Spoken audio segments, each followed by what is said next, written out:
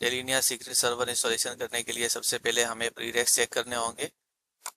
System requirements, इसकी system requirements जो हैं वो ये हैं कि अगर हम बेसिक डिप्लॉयमेंट्स कर रहे हैं तो उसके लिए हमें जो है 4 कोर का सीपीयू चाहिए वेब सर्वर के लिए, और अगर डेटाबेस सर्वर साथ में यूज़ हो रहा है तो उसके लिए भी 4 कोर, वेब सर्वर के लिए 16 GB 250 GB 100 GB का disc space, plus Windows server 16 से 2022 तक के ओएस, और वेब सर्वर के लिए हमें इसमें चाहिए होगा IIS का 7 वर्जन और या हायर। और इसके अलावा जो है एसक्यूएल सर्वर के लिए जो है हमारे पास जो सपोर्टेड है वो है एसक्यूएल सर्वर 2016 से 2022। इसके अलावा जो हमें एक वेब सर्वर पर जो रिक्वायरमेंट है वो है नेट फ्रेमवर्क की 4.8 और न्यूअर, और डेटाबेस सर्वर पर हम ये वाली सेटिंग चाहिए। अब आते हैं एडवांस। बेसिक और एडवांस डिप्लॉयमेंट में ये फर्क होता है कि बेसिक डिप्लॉयमेंट जो है उसमें ये वाली चीजें नहीं हो रही होती, जैसे कि सेशन रिकॉर्डिंग नहीं करनी है आपने, इवेंट पाइपलाइन नहीं करनी है, सिसलॉग नहीं फॉरवर्ड करना है,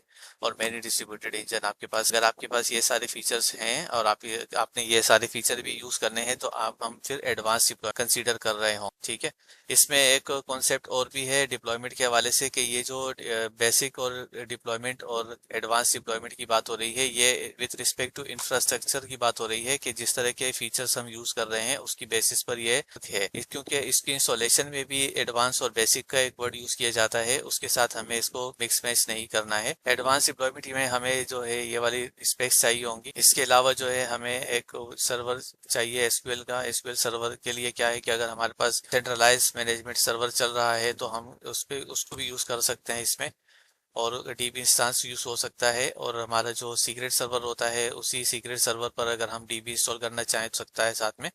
तो अगर उसमें सिर्फ एक चीज़ जो हमें रिक्वायर्ड है वो ये है कि जो भी हमारे इंस्टांस हो, जो यूज़र वहाँ पर कनेक्ट हो रहा है उसके पास डीबी ऑनर के राइट्स होने चाहिए। मजीद देखते हैं डेटाबेस की जो हमारे पास सेशन रिकॉर्डिंग जो चलेगी उसके हवाले से जो रिक्वायरमेंट है, और डिस्ट्रीब्यूटेड इंजन और रैबिट एमक्यू की ये जो हमें रिक्वायरमेंट्स हैं वो यहाँ पर दी हुई हैं। अब हम आते हैं इंस्टॉलेशन की तरफ। ठीक है, बेसिक इंस्टॉलेशन और एडवांस इंस्टॉलेशन। अब ये जो बेसिक और एडवांस की बात हो रही है, ये जो इंस्टॉलेशन का मैकेनिज्म है, जिस तरीके से हम इंस्टॉलेशन को कैरी आउट कर रहे होंगे, ये उसकी बात कर रहा है। हम आके देखते हैं बेसिक इंस्टॉलेशन के लिए हमने प्रीरेक्विजिट्स देख लेते हैं और इसके बारे में पढ़ लेते हैं। बेसिक इंस्टॉलेशन जो है उसके लिए पहले सबसे पहले इंट्रोडक्शन करवा देता हूँ आपको कि ये जो आर्टिकल है ये विंडोज सर्वर 2012 से 2022 एंड विंडोज 10 तक के लिए ही सपोर्टेड है। जो हमारा सीक्रेट सर्वर है ASP.NET की वेबसाइट, इसके लिए हमें जो है SQL का सर्वर चाहिए होता है एक। ठीक है, और SQL एक्सप्रेस ये बाय डिफॉल्ट अपने पास इंस्टॉल करता है अगर आपके पास ना हो। मगर SQL एक्सप्रेस जो है ये प्रोडक्शन एनवायरनमेंट में सपोर्टेड नहीं होता। जिस मशीन पर आप इंस्टॉलेशन कर रहे हैं उसके पास आपके पास एडमिनिस्ट्रेटिव एक्सेस होना चाहिए। प्री रेक्विजिट्स को रिव्यू करना जरूरी है, वो हमने यहाँ बैकग्राउंड पे देख लिया। इसके अलावा जो एडिशनल रिक्वायरमेंट्स हैं, रिकमेंडेशन डेलिनिया हमें करता है वो ये है कि हमारे पास इसके लिए एक SSL का सर्टिफिकेट होना चाहिए, और इंस्टॉलेशन करने से पहले हम विंडोज अपडेट चला लें ताकि हमारे कंपोनेंट्स जो है वो अप टू डेटेड रहें। इसके अलावा एक मैसेजिंग क्यू का एक सॉफ्टवेयर होता है जिसे रैबिट MQ कहा जाता है, उसको भी जो है प्रोडक्शन एनवायरनमेंट में इंस्टॉल करना पड़ता है। अब देखते हैं इंस्टॉलेशन का प्रोसीजर क्या होगा। ये मैं अभी आपको एक समरी में बता रहा हूँ, इसको हम सारे स्टेप्स को अभी अल्लाह ने चाहा तो आगे खुद परफॉर्म भी कर रहे हैं इस वीडियो प्रोसीजर में। सबसे पहले क्या है कि आपको एक जो हमारे पास सीक्रेट सर्वर की एप्लीकेशन है ये हमें डाउनलोड करनी होती है इंटरनेट से, वो हम यहाँ अभी लिंक से करते हैं। इसके बाद हम क्या करेंगे, इंस्टॉलेशन का जो हमारा पैकेज इंस्टॉल होगा उसको हम चलाएंगे तो हमारे पास सबसे पहले वेलकम पेज आएगा, उसके बाद DB का पेज आएगा। DB के पेज में हम क्या कर रहे होंगे, अगर SQL जो हमने इंस्टॉलेशन करनी है हमें एक्सप्रेस इंस्टॉल कर वो भी हम इंस्टॉल कर सकते हैं। और इसके अलावा अगर हम किसी बाहर हमारा सर्वर रखा हुआ है और उस पर DB अलग से इंस्टॉल्ड है तो उसको कनेक्ट करने के लिए भी हम यहाँ से कर सकते हैं। पैरामीटर्स हम सेट करेंगे DB के पेज पे। DB के पेज के बाद जो है हमारे पास प्री रिक्विजिट का पेज आएगा जिसमें हमारे पास जो है प्री रिक्विजिट्स की जो है वैलिडेशन हो रही होगी। डेटाबेस कनेक्शन का पेज उसके बाद हमारे पास आएगा जिसमें हम डेटाबेस जो हमारी डेटाबेस है उसके साथ जो भी कनेक्शन पैरामीटर है वहाँ हम इनपुट करेंगे। क्रिएट यूजर का पेज उसके बाद आएगा आपके पास, जिसमें हम क्या करेंगे कि जो यूजर हमारा मास्टर यूजर होगा उसकी हम क्रेडेंशियल्स वगैरह सेटिंग यहाँ पर करेंगे। ईमेल पे सर्वर का पेज आपके पास आएगा जिसमें हम SMTP की सेटिंग कॉन्फ़िगर कर रहे होंगे।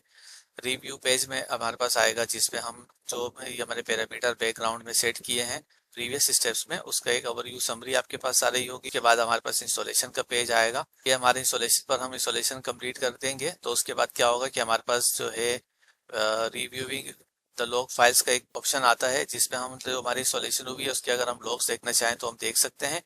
और उसके बाद जो है हम ओपनिंग द सीक्रेट सर्वर पर जाएंगे, जो कि हम इस तरह से हमारे वेब यूआरएल पर इसको एक्सेस कर रहे हैं। ठीक है, अगर हम मजीद लर्निंग करनी होगी तो इसके लिए यहाँ पर हमारे पास गेटिंग स्टार्टेड के ट्यूटोरियल्स का लिंक मौजूद है। अब सबसे पहले हम आते हैं डाउनलोड, यहाँ से हम क्लिक करेंगे